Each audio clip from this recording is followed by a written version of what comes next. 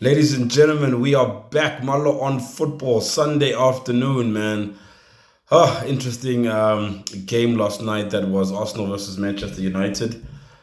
A bit disappointed, I must say, with the result. Although they always say in preseason, whether you win or you lose, you shouldn't read too much into it. But, obviously being a football fan, Arsenal fan, any game against Manchester United is one that you want to win. So a bit gutted about the result, and actually about the performance as well, if I'm to be honest. Looking at the combinations, I mean, obviously Rice started, Timber started, Havertz started, the three new signings, and I think it was a chance for Arteta to just get formations, tactics, getting the guys to play, to gel together. And yeah, I think Man United were sharper off the blocks, more aggressive, more determined to get the result, a bit physical, if I'm to say so myself.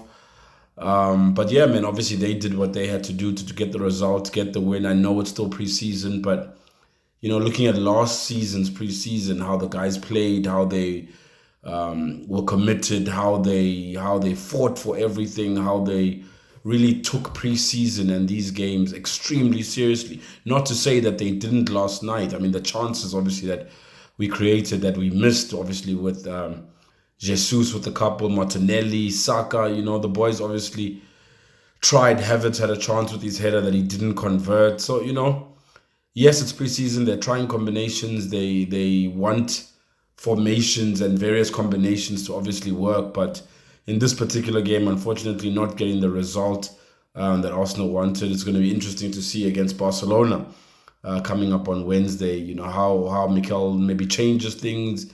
Does Thomas Partey maybe play a bigger role in this particular game? But yeah, man, obviously Man United winning 2-0 out in that particular game in the USA. So all to play for now in the game against FC Barcelona. But yeah, man, obviously not extremely happy with the fact that we did not beat Manchester United. I think it would have been a good way to continue on this preseason and keep going.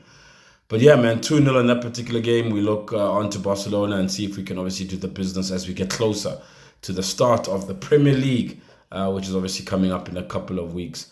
But yeah, man, Malo on Football, just a platform, man, where I give my views on everything that's going on in the world of football, both locally as well as internationally. We saw Kaiser Chiefs from a Tanzania point of view playing out there in Dar es Salaam, losing, 1-0, I think, in that particular game.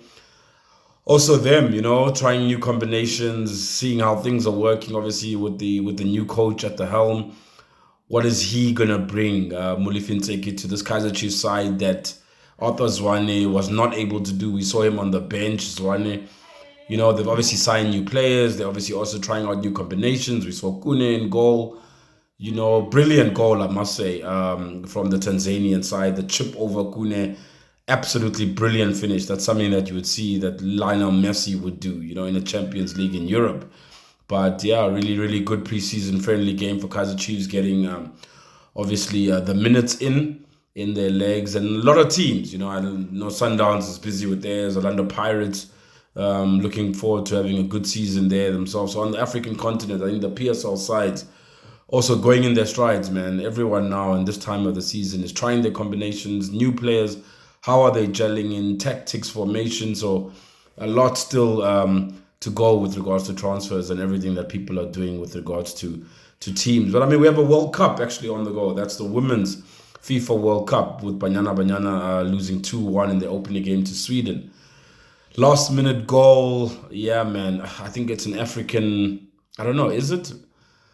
It seems to me that a lot of African teams, both clubs and international, there's a lot of naivety in them. And I say this because I've seen many a times where, even from a South Africa point of view, Nigeria, we've seen with the men's teams, Ghana, they go 1-0 up, maybe 2-0 up sometimes against some of the top teams in world football. But it just seems that they can't go the distance when it comes to the second half, tactical substitutions, naivety. I mean, they obviously conceded via an own goal to make it 1-1. And, when it's 1-1, backs are against the ropes, anything can happen, and then end up losing a game which maybe you should have won. I mean, that's Banyana. So, yeah, man, obviously still games to go in the group. They obviously need to regather themselves and see if they can, get through the group. But yeah, I think it is, in my opinion, an African team's naivety. I see this a lot in African teams where in the first 20, 30 minutes, they're going pound to pound with the European counterparts or South American sides. But there just seems to be a turning point in the games, even when they go ahead, where they maybe concede or a lapse of concentration, something happens, and you find that by half time it's 1-1.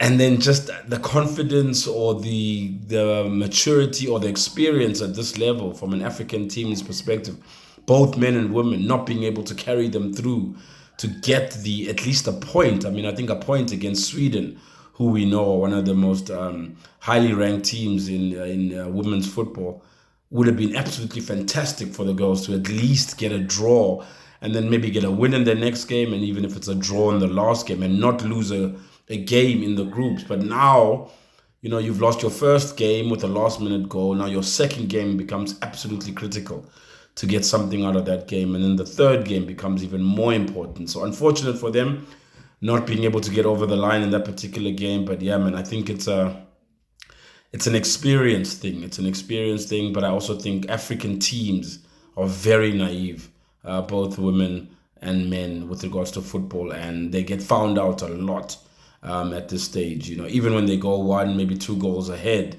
they're just not able to see games off, unfortunately, and that's what happened in this particular instance. But yeah, man, let's see what happens in the upcoming games, obviously in the FIFA Women's World Cup. But those are my views, man. Malo on football this Sunday afternoon. We out.